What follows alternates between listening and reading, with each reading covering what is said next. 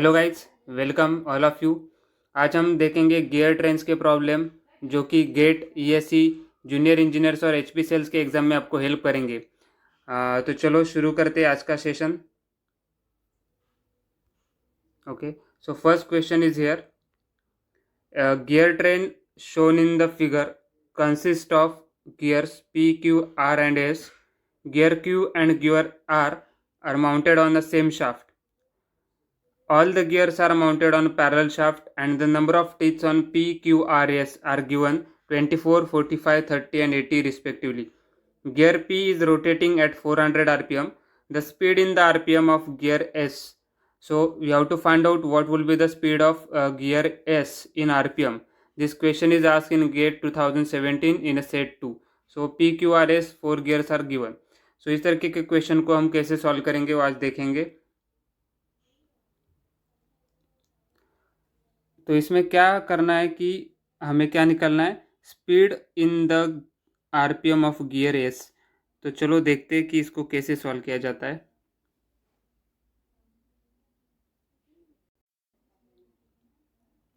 तो N P by N S का ratio हम फाइंड आउट करेंगे। तो चलो देखते हैं, यहाँ पे मैंने सॉल्यूशन भी दिया है।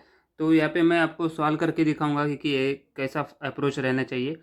So N P divide by, अगर हमें एन एस चाहिए तो हम क्या करेंगे, इसको रेशो कैसे लेंगे, वेलोसिटी रेशो। देखो आप यहाँ पे N P by N Q, okay, N P by N Q कर सकते हो यहाँ पे, ओके, इन टू आपका दूसरा क्या है, सेकंड अगर देखा जाए यहाँ पे देखो N P by N Q externally mesh में है तो N P by N Q कर दिया मैंने। फिर क्यू किसके साथ मैशिंग में, क्यू तो एस के साथ मैशिंग में। तो आप यहाँ पे कैसा रेशो ले सकते हो, N Q by N S.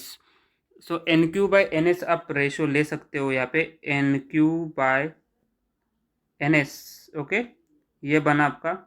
तो यहाँ पे आपको रेशो एन क्यू कट हो जाएगा, तो बचता क्या, N P by N S बचता है, बराबर है। तो इसके बाद N P by N S बचता है, लेकिन हमें अगर इसका फाइंड आउट करना क्या है, हमें speed of gear S find करना है, एन एस फाइंड करना है। तो देखो कि इसका N1T1 इंटू N2T2 रहता है, तो ये इसका रेसिप्रोकल लेना है। हमें पता है N1T1 is equal to N2T2। अगर N1 बाई N2 निकालना है तो मुझे T2 बाई T1 लेना पड़ेगा। तो रेशो क्या होता है, वाइस वर्सा हो जाएगा, रेशो रेसिप्रोकल हो जाएगा। तो यहाँ पे N P by N S बचता है, तो मैं क्या लूँगा यहाँ पे, N S by N P by N S को कैसे लिखेंगे, सॉरी ये कैंसिल होगा। N P by N S को हम लिखेंगे T S by T P, सही है। तो आपको रेशो मिलेगा N P by N S is equal to T S by T P. Just value put करना है हमें, ओके। टी एस का कितना नंबर ऑफ टीथ है, टी एस के number of teeth, okay. P Q R S, T S का 80 है, okay.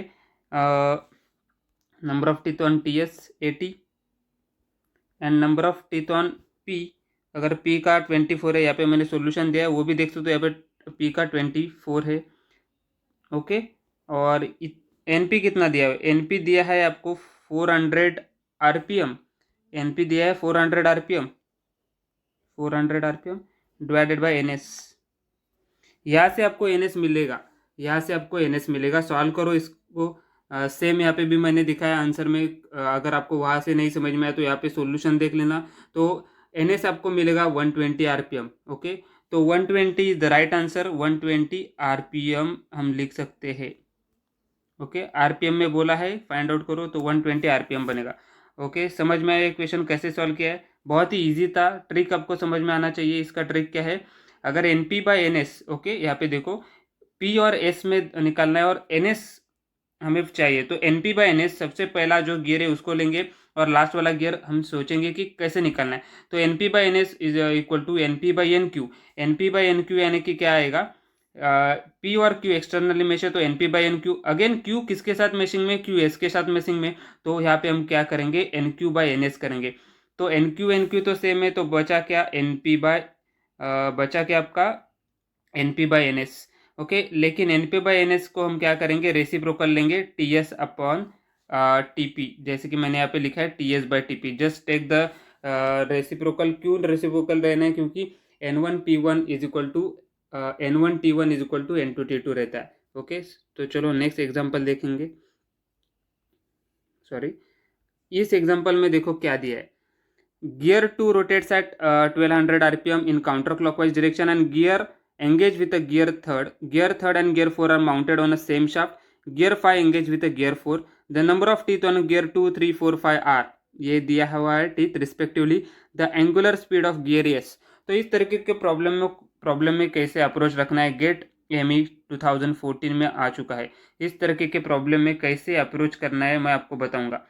तो देखो यहाँ पे ऑप्शन एलिमिनेट कर सकते हैं क्या, तो करो। पहले ये क्लॉकवाइज घूम रहा है, अगर दो गियर्स एक्सटर्नली मेश में है तो उनका डायरेक्शन रिवर्स हो जाता है। अगर गियर 2 क्लॉकवाइज घूम रहा है तो गियर 3 एंटी क्लॉकवाइज घूमेगा।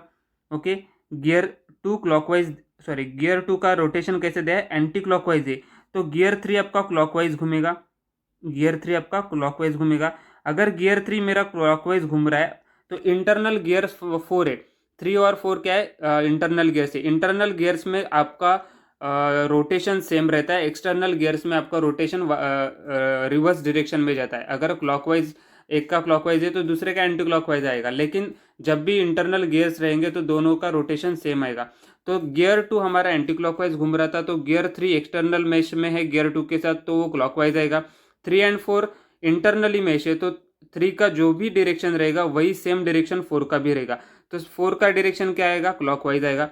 और 4 एंड 5 कैसे एक्सटर्नली मेश है, तो अगर 4 क्लॉकवाइज घूम रहा है तो 5 कैसे घूमेगा।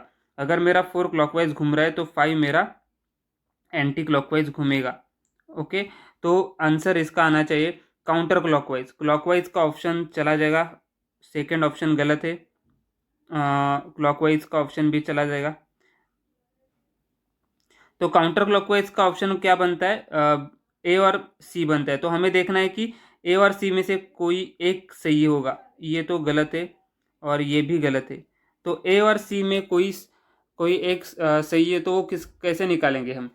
ओके, वही अब चीज़ हम करेंगे कैलकुलेट कि कैसे उसका सॉल्यूशन मिलता है, वो देखेंगे। तो यहाँ पे देखो गियर टू किसके साथ हमें चाहिए, N2 बाय, हम क्या कर सकते हैं यहाँ पे, N2 बाय N5 अगर मैं करता हूँ यहाँ पे देखो तो मुझे क्या रेशियो मिल रहा है, N2 बाय N5 मैं अगर करता हूँ, क्योंकि गियर 2 और गियर 5 में मुझे चाहिए, तो N2 बाय N5 मुझे चाहिए, तो मैं क्या करूँगा, N2 किसके साथ मैच में, N2 तो 2 3 के साथ मैच है एक्सटर्नली, तो N2 बाय N3 करूँगा यहाँ पे। सबसे पहले N2 bye N3, okay, N2 bye N3 इन 2।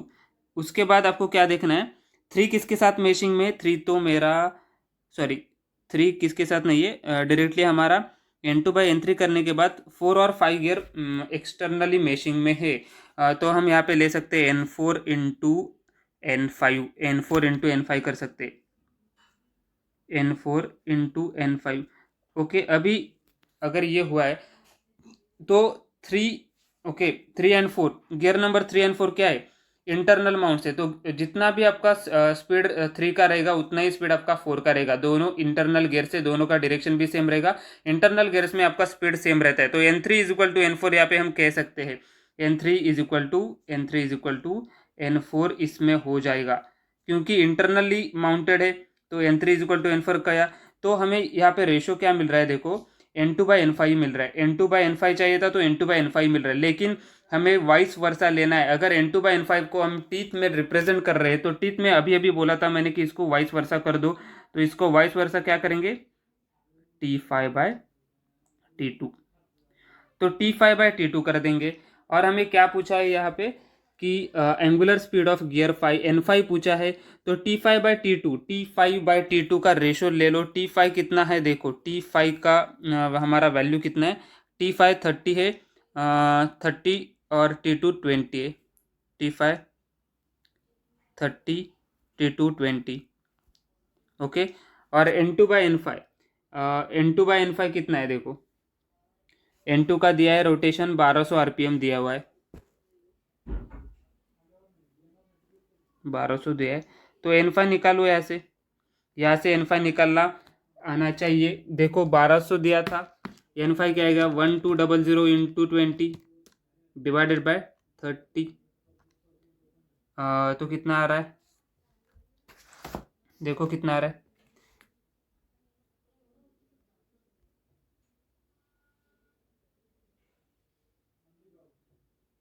ओके। यहाँ पे एक गलती क्या है मैंने, सॉरी, कि यहाँ पे हमें क्या लेना है, N2/N5 चाहिए था, लेकिन हम यहाँ पे इसको एलिमिनेट नहीं कर सकते। T5/T2 तो हम करेंगे, यहाँ पे हम एलिमिनेट नहीं कर सकते। यहाँ पे हमें क्या लेना है, T3/T2, T3/T4 भी लेना है। तो T3/T4, अगर T3 का रेशो कितना है मेरा, T3 कितने है, 40 है, और N4 15 है, तो यहाँ पे मेरा 40 डिवाइडेड बाय कितना आएगा, 15 आएगा। तो ये कट नहीं होना चाहिए, आप ये कट नहीं होगा। तो यहाँ पे देखो ये आएगा 2 और आएगा 4 आएगा, तो 4 आ रहा है। So N S is equal to आपको 300 RPM मिलेगा। तो एन एस आपको कितना मिलेगा, 300 RPM मिलेगा। यहाँ पे कट क्यों नहीं करना है, उनका रोटेशनल स्पीड सेम रहेगा, लेकिन उनके नंबर ऑफ टीथ तो अलग है। तो N3 का नंबर ऑफ टीथ दिया था 40, और N4 का नंबर ऑफ टीथ दिया था, कितना दिया था, N4 का नंबर ऑफ टीथ दिया था 15। तो यहाँ पे मैंने सॉल्यूशन में भी दिया हुआ है कि N2/N3 अगर हमें चाहिए तो हम लेते हैं T3/T2, इसका रेसिप्रोकल। N4/N5 अगर चाहिए तो हम लेते हैं T5/T4। ओके, N2/N5 निकालना था, N2/N5 को हमने कैसे रिप्रेजेंट किया, N2/N3 इंटू N4/N5। तो N3 and N4 internal gear से, सो यहाँ पे हम N2/N3, ओके, सो यहाँ पे क्या करेंगे, T3/T2 इंटू T5/T4 करेंगे, T3/T2 इंटू T5/T4, तो इसका रेशो आएगा, सब सॉल्व करके आएगा 4।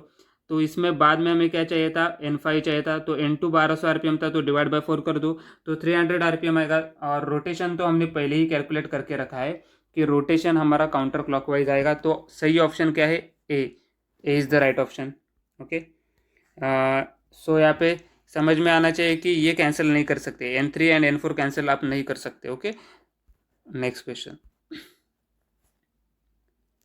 ओके, इस क्वेश्चन में क्या दिया है, a gear train is made up of 5 spur gears as shown in the figure. Gear 2 is a driver and gear 6 is a driven member. N2, N3, N4, N5 and N6 represents number of teeth on gears 2, 3, 4, 5 and 6 respectively. The gears which act as a idler is or are. कौन सा gear इसमें idler gear है, तो इसके लिए कैसे solve करेंगे। Idler gear हमें पता होना चाहिए कि कैसे होता है।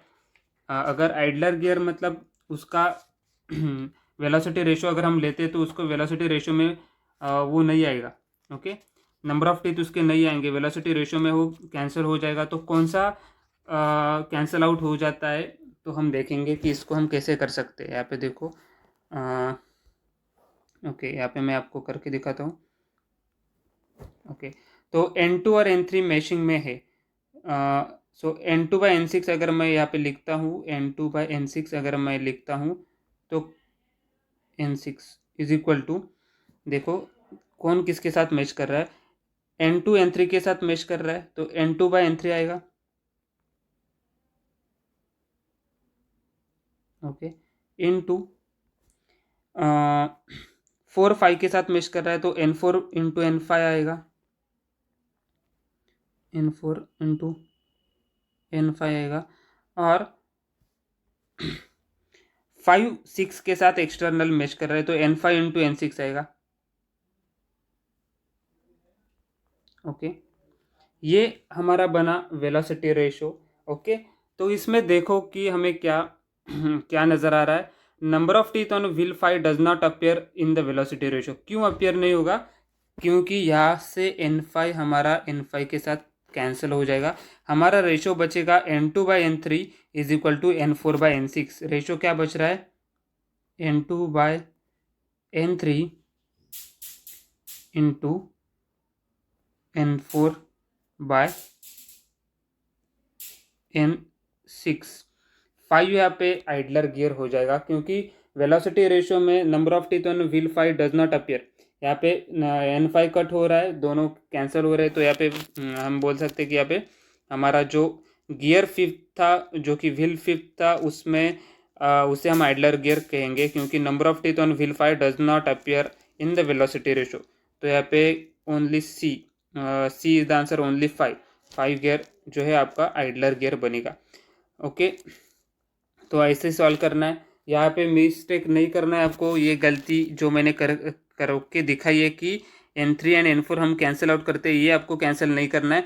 यहाँ पे क्या लेना है, T5/T4 इंटू T3/T2, तो ये रेशो आपको लेना है, ये रेशो आपको कंसिडर करना है। तो ये 4 आएगा, तो 4 से डिवाइड कर देंगे, यहाँ पे N5 is equal to 1200 divide by 4। Okay, तो सिंपल वे है, इसी तरीके से हम सॉल्व कर सकते हैं। तो ये क्वेश्चन भी बहुत बढ़िया था। क्वेश्चन 1 में भी हमने क्या किया है, क्वेश्चन 1 में हम कैसे निकाले थे, सेम तरीके से निकाले थे। NQ सेम आ रहा था, तो उसको हमने कैंसिल आउट किया था। और N3 N4 यहाँ पे कैंसिल नहीं कर सकते, क्योंकि नंबर ऑफ टीथ तो अलग अलग है। अगर N3 आता तो हम कैंसिल कर सकते थे। ओके, तो यहाँ से हमने 3 प्रॉब्लम सीखे हैं, तो बहुत ही बढ़िया प्रॉब्लम्स थे। इसका 120 RPM राइट आंसर, इसका सेकंड का राइट आंसर था 300 RPM, ऑप्शन नंबर 1, और काउंटर क्लॉकवाइज। तो सबसे पहले इस तरीके के प्रॉब्लम को आप क्या करना है कि डायरेक्शन पूछे हैं तो डायरेक्शन से अदर ऑप्शंस जो रहेंगे वो एलिमिनेट करो, और बाद में कैलकुलेशन करो। तो काउंटर क्लॉकवाइज हमें मिला था। ओके, ये एंटी क्लॉकवाइज घूम रहा है गियर 2, तो गियर 3 क्लॉकवाइज घूमेगा, और फिर भी 4 भी क्लॉकवाइज ही घूमेगा, क्योंकि इंटरनली मेश है, इंटरनल गियर्स में डायरेक्शन सेम रहता है। और गियर 4 और गियर 5 एक्सटर्नली कनेक्टेड है, एक्सटर्नल में क्या होता है, डायरेक्शन आपका चेंज हो जाता है। अगर गियर 4 हमारा क्लॉकवाइज घूम रहा था, तो गियर 5 एंटी क्लॉकवाइज घूमेगा, एंटी क्लॉकवाइज को हम काउंटर क्लॉकवाइज कहते हैं। ओके, और क्वेश्चन नंबर 3 तो ईजी था, यहाँ पे ये आंसर ऑफ 2 है। ओके, आंसर ऑफ 2 है, ये सेकंड का आंसर है, सेकंड का आंसर है ये। ओके, और थर्ड का आंसर यहाँ पे है, आंसर ऑफ थर्ड। ओके, तो आइडलर गियर भी हमने पता लगाया कि कैसे होता है, just you have to take a ratio. और आइडलर गियर में क्या एक चीज़ होती है कि यहाँ पे जो गियर के वेलोसिटी रेशो में यहाँ पे जो गियर नहीं रहेगा वो आइडलर गियर होगा। तो N5 कैंसिल आउट हो रहा है, यानी कि आइडलर गियर आपका 5 है, गियर 5।